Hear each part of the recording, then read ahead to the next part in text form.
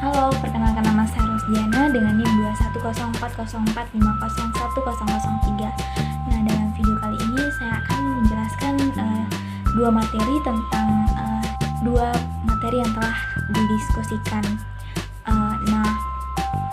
Yang pertama yaitu menciptakan hubungan yang baik dengan klien atau konselor. Kemudian yang kedua, perilaku verbal dan non-verbal konselor.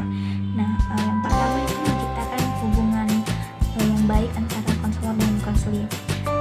Salah satu langkah awal yang paling penting di dalam melakukan proses konseling adalah bagaimana kita menciptakan hubungan yang baik antara konselor dan juga konselor, atau yang biasa disebut dengan membangun rapport.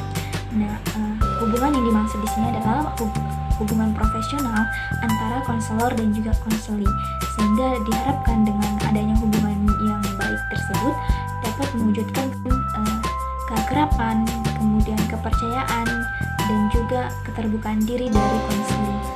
Menciptakan hubungan yang baik antara konselor dan konseli pada awal-awal proses konseling merupakan salah satu langkah awal dalam keberhasilan konseling.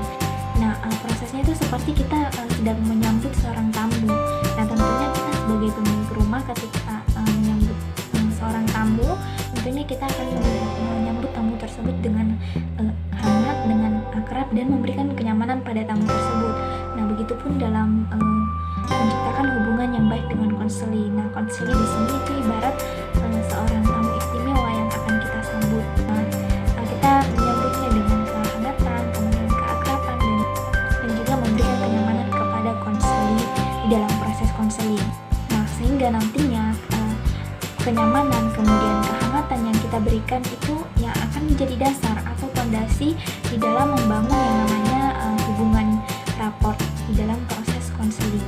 Proses konseling yang dilakukan tanpa adanya hubungan yang baik antara konselor dan konseli tentu akan memberikan hasil yang tidak maksimal, karena beberapa penelitian mengungkapkan bahwa hubungan yang baik dengan klien itu lebih penting dibandingkan dengan teknik-teknik terapi atau teknik-teknik konseling itu sendiri.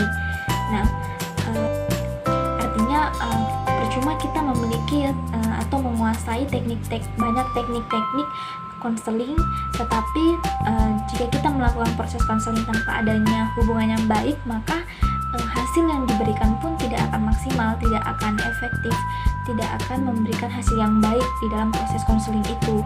Dengan demikian, menciptakan hubungan yang baik itu tentu sangat-sangat penting di dalam sebelum melakukan yang namanya proses konseling. Kenapa demikian? Karena tentunya konseli akan lebih mudah untuk terbuka, lebih mudah untuk mengutarakan masalah-masalahnya kepada kita kalau si konseli sudah nyaman, sudah akrab dengan konselornya. Tentunya itu akan sangat-sangat membantu di dalam proses konseling itu sendiri. Selanjutnya bagaimana teknik-teknik dalam menciptakan hubungan yang baik antara konselor dan konseli. Menurut Sufyanulis ada beberapa teknik yang bisa dilakukan di dalam menciptakan hubungan yang baik dengan konseli. Yang pertama yaitu perilaku attending. Attending di sini maksudnya adalah bagaimana perilaku kita atau sikap kita saat menghadapi konseli, saat awal-awal kita menghadapi konseli. Sikap atau aspek-aspek dalam attending itu misalnya seperti bagaimana kontak mata kita, kemudian bagaimana bahasa tubuh kita, dan juga bagaimana ekspresi. Semua hal itu yang perlu diperhatikan di dalam perilaku attending. Adapun attending yang baik itu adalah dengan saat menghadapi konseli, dengan kita menampilkan ekspresi wajah yang ceria, tenang, dan juga dengan memberikan senyuman. Kemudian bagaimana posisi tubuh kita saat berbicara dengan konseli, apakah kita condong ke depan atau condong ke belakang. Attending yang baik itu saat kita sedang berbicara dengan konseli, posisi tubuh kita itu harusnya condong ke depan dalam berbicara dengan konseli, sehingga tidak akan menimbulkan jarak antara konselor dan juga konseli. Selanjutnya teknik-teknik yang bisa dilakukan juga itu melakukan empati. Empati di sini adalah kemampuan konselor untuk merasakan apa yang dirasakan oleh konseli. Nah, secara lebih mendalam, maksudnya dalam kita berpikir, kita merasa itu seperti yang dirasakan oleh konseli. Nah, keterampilan empati ini juga dapat membantu dalam menciptakan hubungan yang baik antara konselor dan konseli. Nah, selain itu dalam menciptakan hubungan juga konselor seharusnya menunjukkan sifat terbuka pada konseli. Misalnya pada saat konseli masuk dalam ruangan konseling, alangkah baiknya konselor menunjukkan wajah ekspresi yang ceria, kemudian dengan senyuman dan juga dengan gerak tangan yang tidak menggambarkan menutup diri, atau dengan kata lain kita menunjukkan sikap terbuka kepada konseli. Nah, adapun langkah-langkah lain yang bisa dilakukan dalam menciptakan hubungan yang baik dengan konseli adalah yang pertama yaitu menerima klien secara ikhlas. Nah, maksudnya di sini adalah bagaimana sikap kita pada awal-awal konseling, kita menerima apa adanya konseli kita tanpa membeda-bedakan siswa yang satu dengan siswa yang lain atau konseli yang satu dengan konseli yang lain, tapi bagaimana kita menerima mereka dengan apa adanya dengan segala kekurangan yang mereka miliki. Nah, yang kedua yaitu menumbuhkan kepercayaan klien.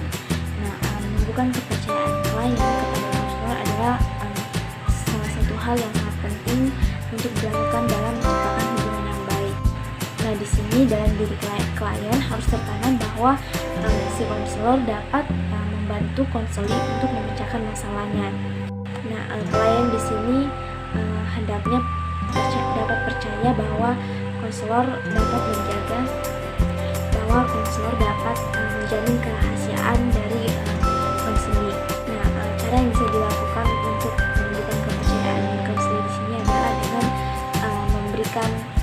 dengan memberitahukan bahwa dalam konseling kita ada norma-norma atau asas-asas yang harus dipatuhi. Salah satunya itu adalah asas kerahasiaan.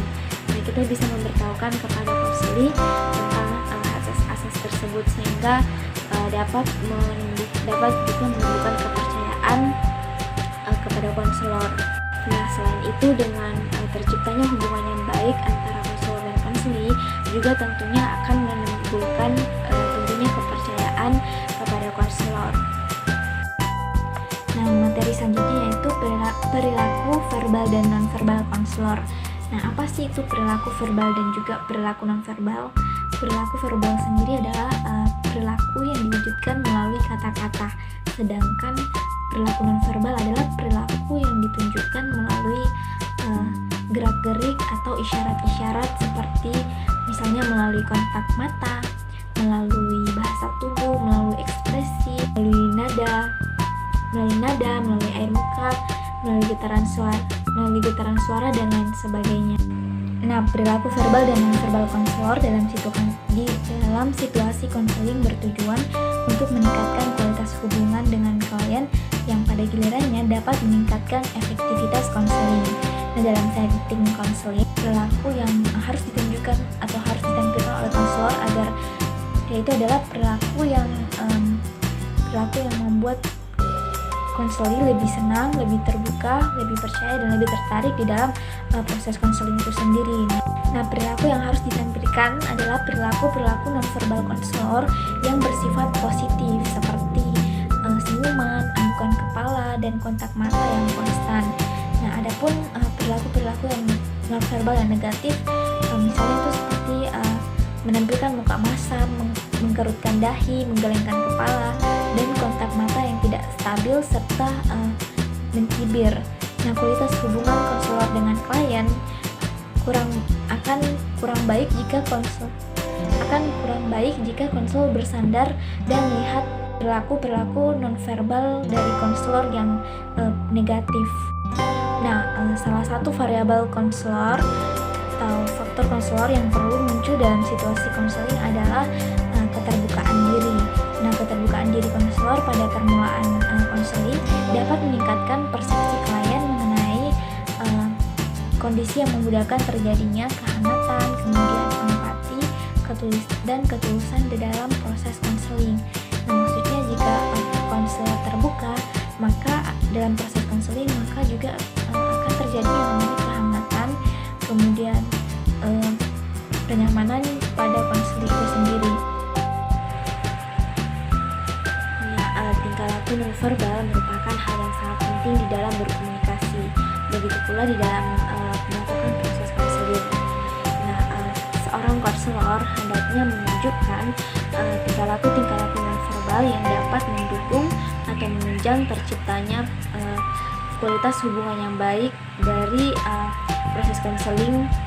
Nah, adapun tingkah laku nonverbal itu menurut Barat dibagi menjadi 3, yaitu tingkah laku responsif